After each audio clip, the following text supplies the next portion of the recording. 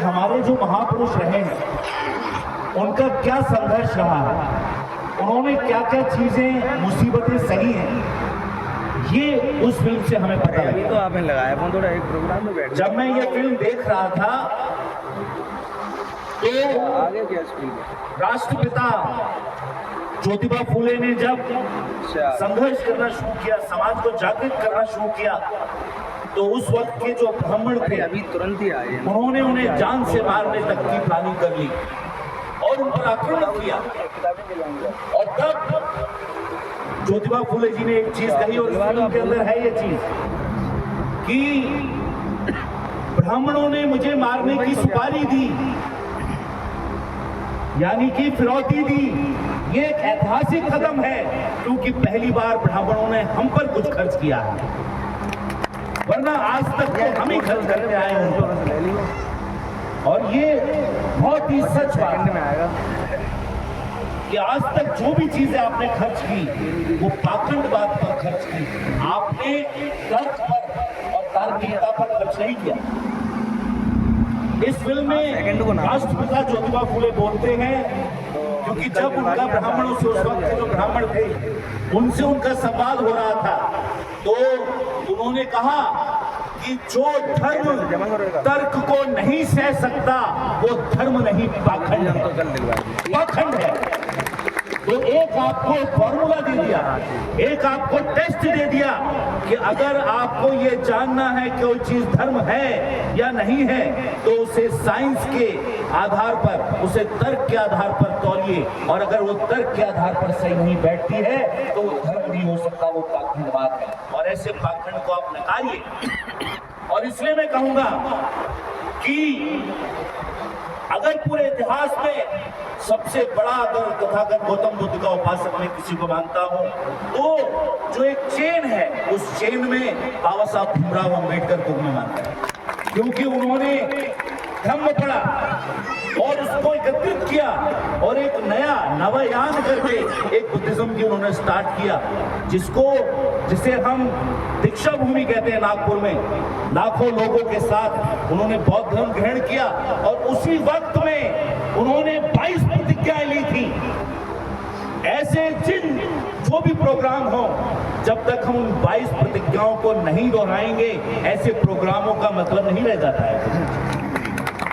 वो 22 प्रतिज्ञाएं जब भी आप प्रोग्राम कराएं तो उसको दोहराइए, क्योंकि जब तक नहीं दोहराएंगे तब तक ये जो हमारी माताएं बहनें हैं इनके दिमाग में जो पाखंड है वो नहीं निकलेगा और पीढ़ी दर पीढ़ी चलता रहेगा।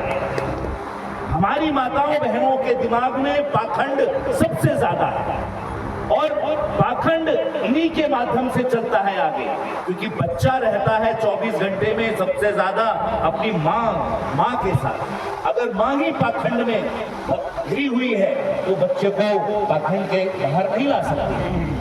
और इसलिए आप ये देखिए कि कभी करवा चौथ हो रहा है, कभी ये हो रहा है, कभी वो हो रहा है। ये क्या है? सारे के सारे त्योहार आदमियों की लंबी उम्र के लिए हैं, कोई त्योहार महिलाओं की लंबी उम्र के लिए क्यों नहीं है? ये पाखंडवाद है, ये बराबरी के खिलाफ है। जो चीजें बराबरी नहीं लाती, अगर गौतम बुद्ध को पढ़ना है तो गौतम बुद्ध ने बराबरी की बात की, अगर महात्मा फूले को पढ़ना है तो उन्होंने बराबरी की बात की, अगर पेरियार को पढ़ना है तो उन्होंने बराबरी की बात की, अगर ललन सिंह यादव को पढ़ना है तो बराबरी की बात की। अगर आपको बाबा साहब भीमराव अम्बेडकर को पढ़ेंगे तो आप पाएंगे कि उन्होंने बराबरी की बात की कि जो भी ये जाति है ये मानव निर्मित है। जाति ऊंच नीच जो बनाई है वो मानव ने बनाई है, ये साइंस के आधार पर, तर्क के आधार पर कहीं व्यक्ति नहीं है। इसलिए ये कोई छोटा नहीं है, कोई बड़ा नहीं है। इसलिए सबसे पहला काम अगर बाबा साहब अम्बेडकर ने संविधान के अंदर किया तो गैर बराबरी को खत्म करने का काम किया और उन्होंने कहा सब कोई बराबर है, सब कोई बराबर है, कोई ऊंचा नहीं है, कोई नीचा नहीं है। और जब तक जाति है और जाति का दम्भ है तब तक बराबरी नहीं आ सकती। आज क्या है? आज हमारा, जिसको दूसरे लोगों ने कहा शूद्र, हमको शूद्र कहा और हम शूद्र ही बटे हुए। पहले तो हम अपने आप को शूद्र और ये सब नहीं मानते, क्योंकि जिन्होंने जिस कैटेगरी में हमको बांटा हम उस कैटेगरी को ही नहीं मानते हैं। हम उस पूरी की पूरी जो सीढ़ी है हम उस सीढ़ी को ही नकारते हैं कि हम शूद्र नहीं हैं, हम बराबर हैं, हम बराबर हैं। लेकिन मान के चलिए कि जिन लोगों ने हमें शूद्र कहा, हम आपस में ही बटे हुए हैं, हम आपस में ही एक दूसरे को छोटा मानते हैं। ये जो दम्भ है जाति का, इस जाति के दम्भ को आपको निकालना होगा और साइंस की तरफ लौटना होगा, तर्क की तरफ लौटना होगा। क्योंकि जब तक आप तर्क, साइंस, लॉजिक, रैशनल की तरफ नहीं लौटेंगे तब तक आप पाखंडवाद के बाहर कभी नहीं आ सकते। इसलिए दिमाग का इस्तेमाल करना शुरू कीजिए।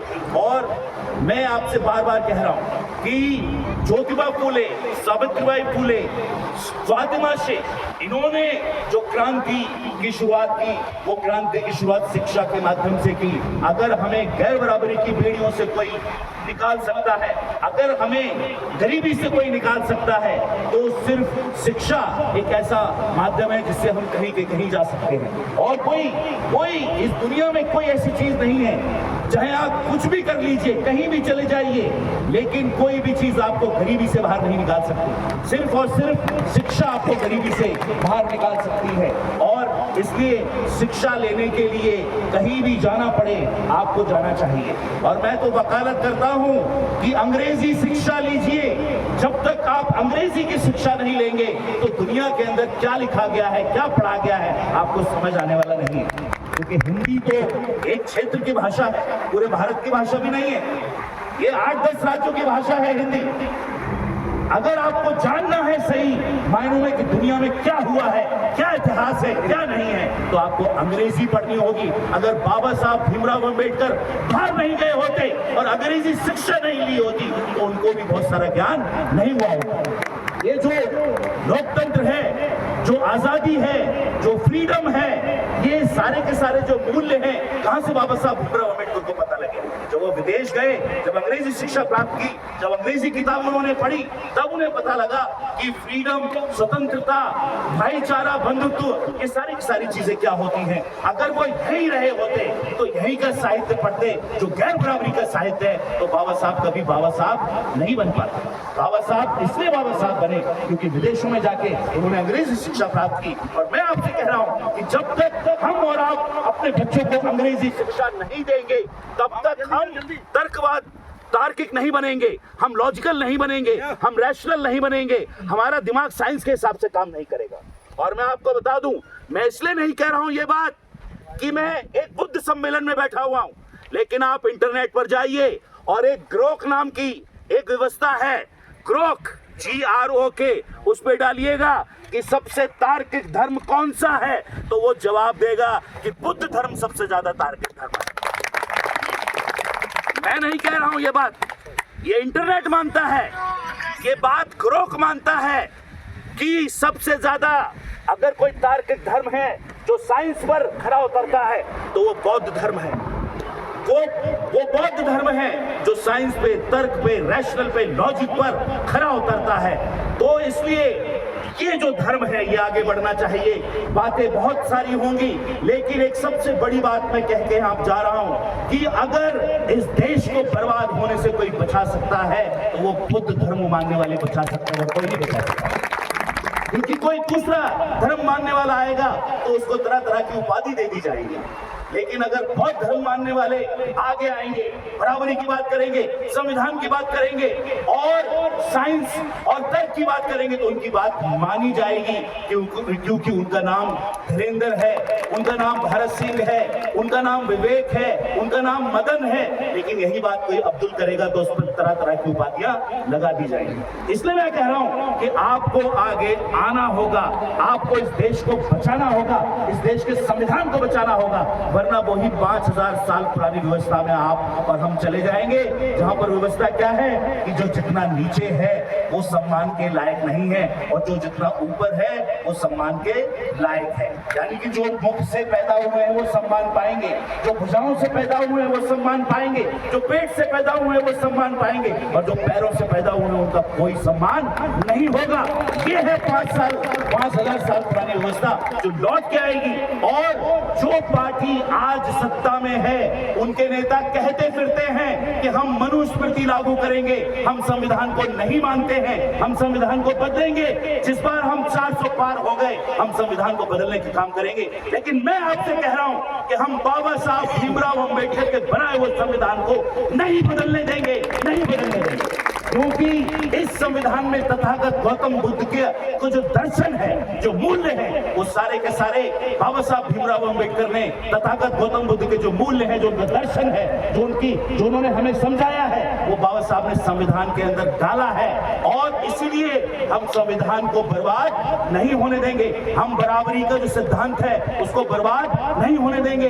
जो शिक्षा का अधिकार है हम उस शिक्षा के अधिकार को बर्बाद नहीं होने देंगे। जो तार्किकता है, जो लॉजिकल रीजनिंग है, हम उसको बर्बाद नहीं होने देंगे। इसलिए मैं अपनी माताओं बहनों से एक बात कहूंगा कि जब तक बच्चे की जो पहला स्कूल है वो माता की गोद होता है, और अगर माता ही अनपढ़ है, अगर पहला ही स्कूल बर्बाद है, तो वो बच्चा जिंदगी में तरक्की नहीं कर सकता। इसलिए जितना पुरुषों की शिक्षा की जरूरत है उससे ज्यादा कहीं हमारी माताओं बहनों की शिक्षा की जरूरत है, क्योंकि ये दो घरों को रोशन करती हैं। शादी से पहले अपने पिता का घर रोशन करेंगी और शादी के बाद अपने ससुराल को रोशन करेंगी। इसलिए इनको पढ़ाना ज्यादा जरूरी है।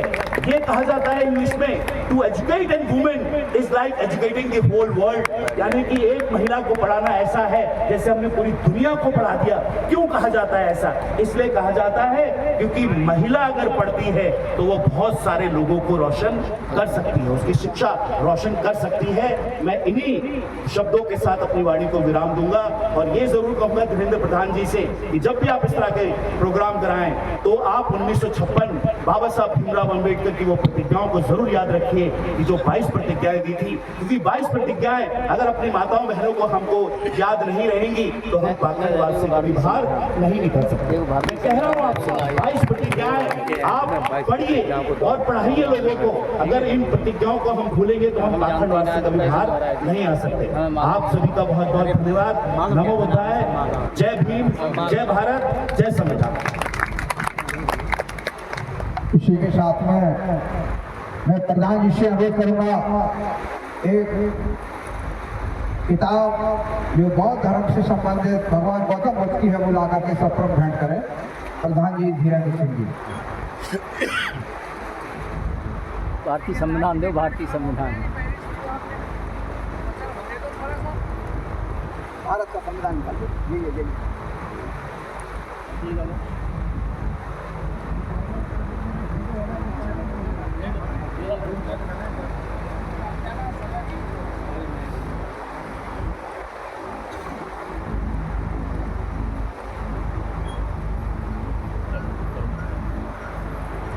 ले